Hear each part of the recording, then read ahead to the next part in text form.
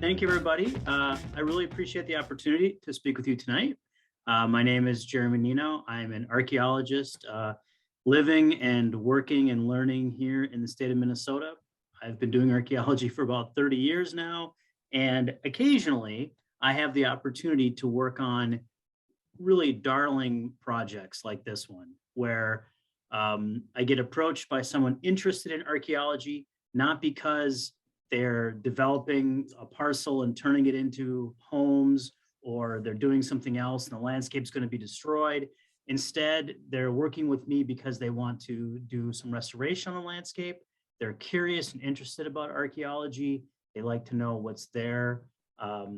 These kinds of projects are few and far between for me in my industry, and it's really a joy to be able to work on them. So before I get started, thank you first for getting the grant funds to do this, and to Wiley and Great River Greening for approaching Nienow Cultural Consultants to complete this work. And I'm very pleased to say that we did expand and find a Native American archaeological site, which I hope that you will consider finding ways to fund additional research at in the future. All right, so this is just a picture overview shot from the day that we had last October, on October 17th. We came out with a dedicated group of half a dozen archaeologists and a dozen volunteers, and we spent the entire day learning about the landscape and learning about people that had been on that landscape from yesterday, from the day before we were on the project, back to for sure 1,000 years ago, and potentially even farther back than that. So we'll start here. Before I go any farther, though, I do need to say that this project is funded partially through work from the Legacy Amendment and the good people of the state of Minnesota. Thank you very much to them, and thank you to Pillager for getting the grant through the Legacy Amendment. I do quite a bit of work for the Legacy Project. This project actually, the way it got started for me anyway, and for Wiley approaching me, was I was actually working on a much larger project that incorporates 850,000 acres surrounding Camp Ripley. I was doing a major one-year archaeological investigation to sort of learn more about everything in the region. And I got connected with Wiley, and he said, you know, we've got this really small project that's inside of this Camp Ripley Sentinel landscape, and would you be interested in doing it? And that's really how the relationship got started. So this is really just my introductory slide. I have some of these in here because I know that people will potentially see this in the future, and maybe I won't be talking during it, but since we're recording it, I think that's fantastic. I have a great relationship with Great River Greening, and Pillager went out and got the grant. The landscape around this, as you'll learn tonight, is rich in history, both Native American and Euro-American. There's been a known archaeological site just immediately east of our project area since the 1970s, and really was investigated more in the 1990s. That was the last time anybody was there. And what we found is that we added to that information from their earlier work, and we think that this site could be eligible to the National Register if additional work gets done to sort of take that next step, which is an evaluation or additional research step. Okay, so let's talk just about the area a little bit here. If you have questions, by the way, during any part of the presentation, you can shout out them. We're not in front of computers, you guys aren't, so you can't type in your questions and things, but we'll have time for questions at the end as well. But if you have something you desperately need to know while I'm talking, just let me know. Hopefully you can see my little cursor here moving around, but here's our project area up in the upper right-hand corner of the screen, with the river flowing through, the confluence right there, fantastic. The City of Pillager, the cemetery. That photograph we took was right on this road here. Really good. Not only was the weather fantastic that day, we had a great place to park. Great River Greening provided food for people, help with things. You know, I had all the equipment. It was a win-win, easy project for us to do, and we learned a lot too. So that's the context of where we're at. There's the railroad tracks coming along, and I'll show those again in a much earlier image in just a little bit. So what did we already know about this area that's Pillager Point, or the confluence of the rivers together there? Well, we know that Doug Burke, who was an archaeologist who just died a few years ago in 2017, Doug had grown up his entire life in north central Minnesota. And he, as a young man coming back from Vietnam, started working for the Minnesota Historical Society doing highway archaeology work. And he was very curious and interested in this particular part of Minnesota, and spent a lot of his time talking with local landowners and doing surveys in their backyards. So there was a local landowner that was right here on this property, and he walked in the guy's garden with a couple of other young, very young archaeologists, people that I've known a lot of my entire life, like Cecil Schroeder.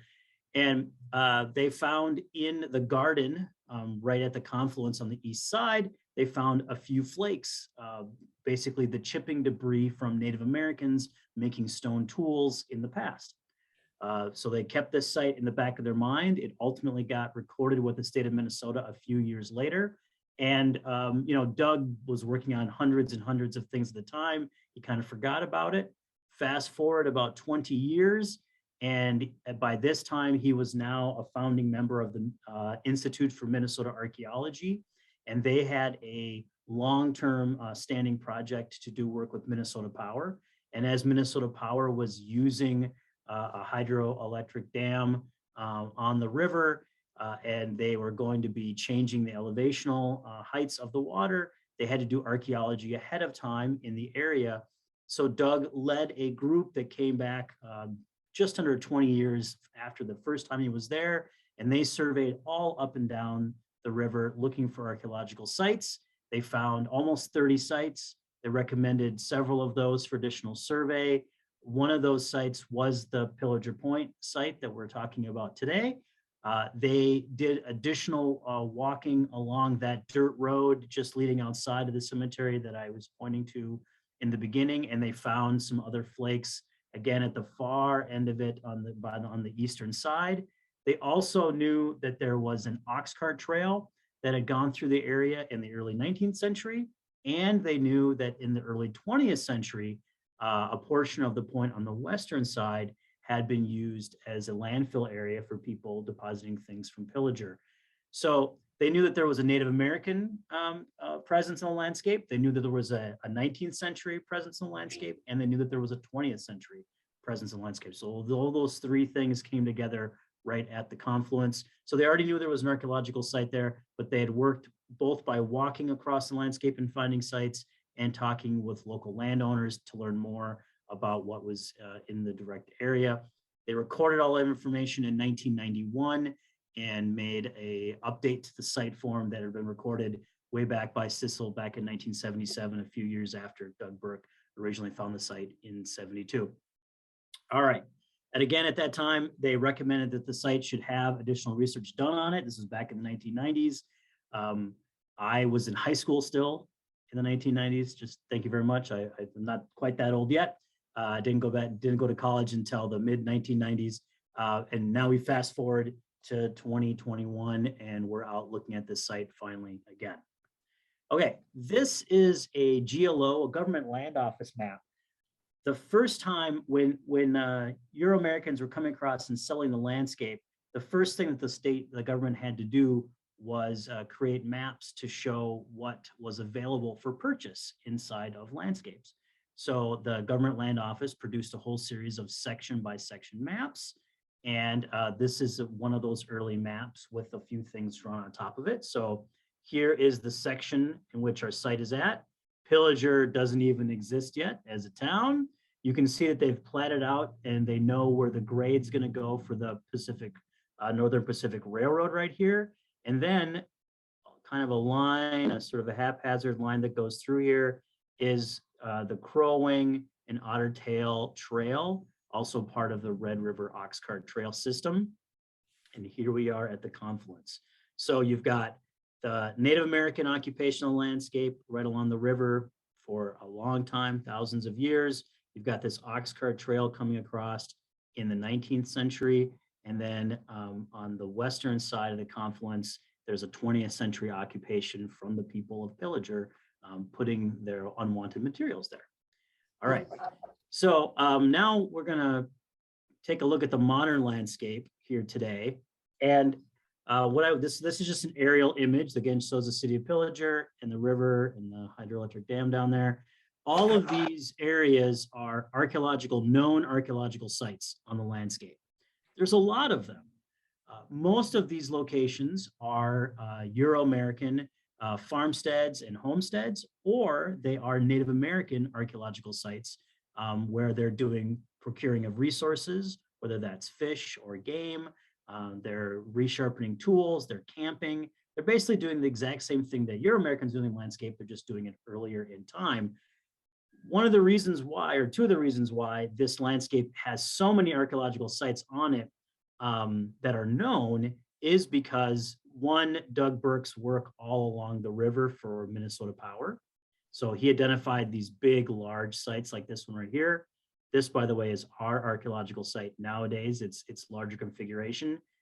Before last year, it was only half this size, and then we added all this additional piece with our work. But sites like this one, here's another big one, just immediately downriver here. And this site is very similar to ours in terms of the raw materials and the Native American artifacts that are there. But this one, you can see from this image, there was a lot of agricultural and farming that had been done on it, and there was roads and things that went through it. And so a lot of its environmental area has been disturbed and impacted, and that is different from our archaeological site here. The other reason why this area has so much known archaeology in it is because, of course, Camp Ripley is right down here. And one of the things that Camp Ripley has to do under something called the National Historic Preservation Act, Section 110 of the National Historic Preservation Act says that government-controlled large areas of government-controlled land, like military reservations, must inventory their lands to find archaeological sites. And so they've been leading archaeological work all over in here, which is why a lot of these sites are here down as well. So, but this sort of tells you that we know that there's a lot of people living on this landscape in the past. Okay. So we went out for one day of work. Again, on October 17th, we had a mix of both volunteers, some of whom were right from the city of Pillager, others were members of Sylvan Township or the surrounding community, and they worked with archaeologists that work as contractors or are employees for Nienow Cultural Consultants. Each team had one qualified archaeologist on it and then several volunteers with it. And we could not have picked a better day. It was a little chilly in the morning. There was some frost. It was a little cold, but once we got up and got going, it warmed up quickly. The weather was spectacular. By the end of the day, I mean, everyone's in short sleeves and things, and we're working hard. We put in a whole series of shovel tests, as I'll show in a map coming up, and it was picture perfect. Not only were we doing this work here, though, doing archaeology work, we also had a videographer along, videoing the entire process. We've made a video relating to the project and what we found. And we conducted interviews with local historians from the area for use on another project. So we put a lot of things together in one day's work. All right, so I just got to plug greening a little bit. We had 3 staffers there, and we did bring one greening volunteer up from the cities, who just happened to be my wife, but and she did a great job. She wasn't there. She did it in the early morning. She was very gung-ho in the morning, which was great. Yeah. You had a little awning, which was good. You provided lunches and water, which was fantastic and badly needed for the team. But we had a large variety of volunteers and people being interviewed and being involved with the process. A really good mix, young and old, and I think people had a really good day of it as a whole. So here's what the original site was. This number 21CA65, basically 21 is Minnesota's number in the state national trinomial system. So 21 just means Minnesota. CA is for the county, Cass County. And then this was the 65th site that was recorded in the site because Doug had found it way back in the 1970s. Here is our expanded area. Whoops, I'm gonna go back. Thank you. I have a sensitive computer here. So we started down here in the corner with shovel test 1. We did one transect going this way of 11 shovel tests. And then we did one more shovel test down on a little ledge overlooking the water. And then we came back and we completed another transect going this direction. From the first shovel test we put in, shovel test 1, we were, again, working with groups of like 4 or 5 archaeologists, and then leapfrogging and moving forward over time. We found archaeological materials immediately.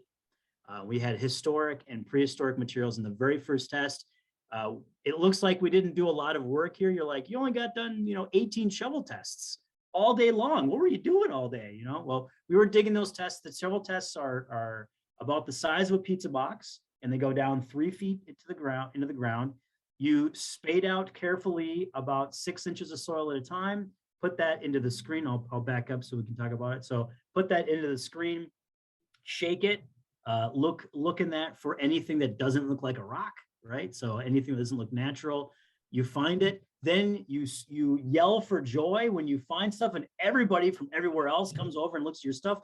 We slowed down a lot because we kept finding lots of cool things, and everybody was really interested. And then of course the videographer's there and he's filming everything. Yeah, we had a lot of fun. And we were all tired by the end of the day.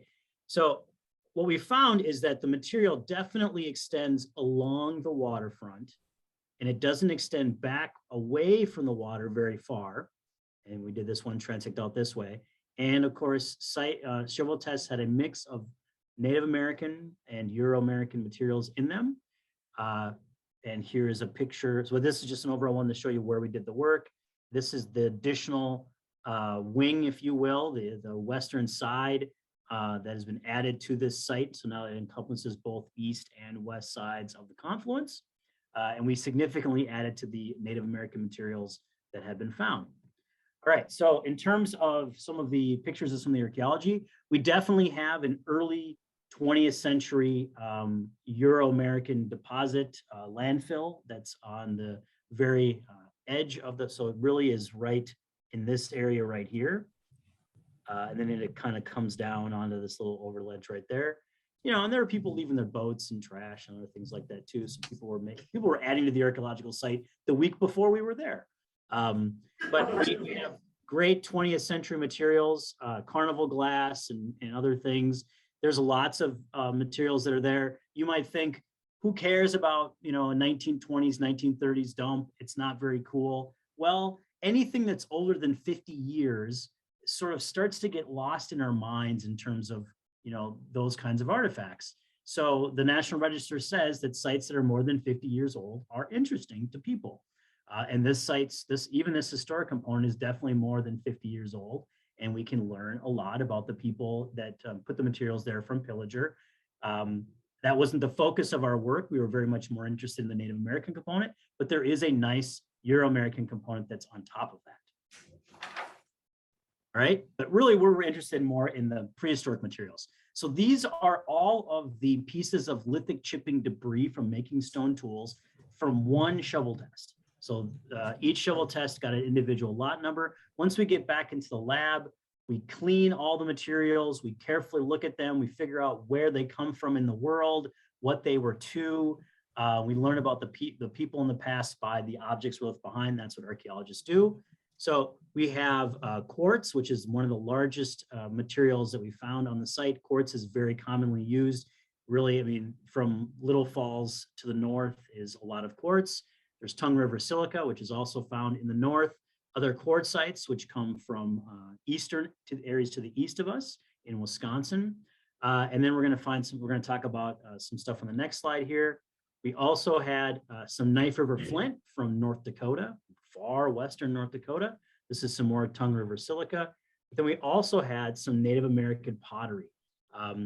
Native people started making ceramics basically by firing clays with a little bit of grit or crushed stone in them about 1,000 years ago. At the same time, people start building mounds in the landscape.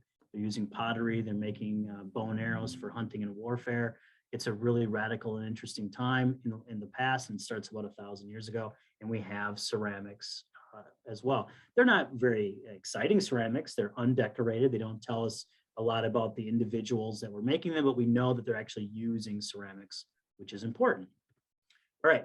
The most diagnostic material we had, though, from the entire day, and it actually happened towards the end of this was after lunch and it was in the beginning of the early afternoon. And I'll back up a little bit. It was found right here. So we had done all these shovel tests going this way.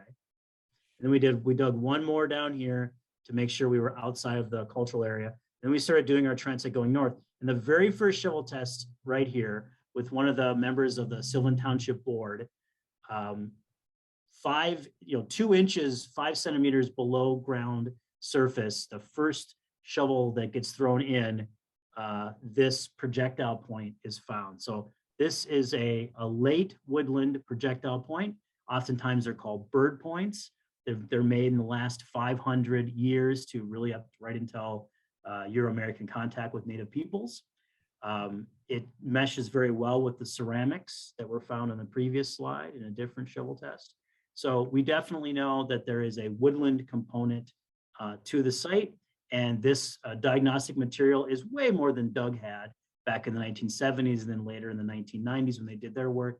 They did not have diagnostic materials like this. We know a lot more now about this site than they did, and where they had about a dozen to 15 objects, we have more than we have almost 70 Native American pieces of material that were found. What's interesting now about the site is that the site has never been farmed. It's been lightly used by Euro-Americans and stuff's been added to the surface, but there's not been agriculture. There hasn't been a lot of other disturbances, and trails have been made right along the water, which is great. So the site, right away, the moment you start digging the landscape, just a couple inches down, you're going to start finding things from 500 years ago that Native Americans are making. But what's interesting is once you get below that first deposit, which is about the first 30 centimeters of soil, so once you get down, so every 10 centimeters is 4 inches. So you get a foot down in the landscape. That's that woodland component, period. And then there's kind of a dry spell with nothing going on. And then down another 2.5 feet down below that, there's another concentration of lithic debris down at 75 centimeters below ground surface. And that could represent thousands of years farther back in time than that woodland component. There are no ceramics in that material, which makes sense because people aren't making ceramics at by that time. So this could be a much earlier aceramic component, which could be from the Archaic or even the Paleo. We don't know because we had no diagnostics from that far down. But if additional work was done in this area, what we would recommend doing is opening up, basically, instead of doing these little holes, these little circles and digging them down 3 feet, we would actually put in formal test units that are usually 6 feet long by 3 feet wide. We'd put them in a couple of the areas where the largest concentrations of Native American materials came from.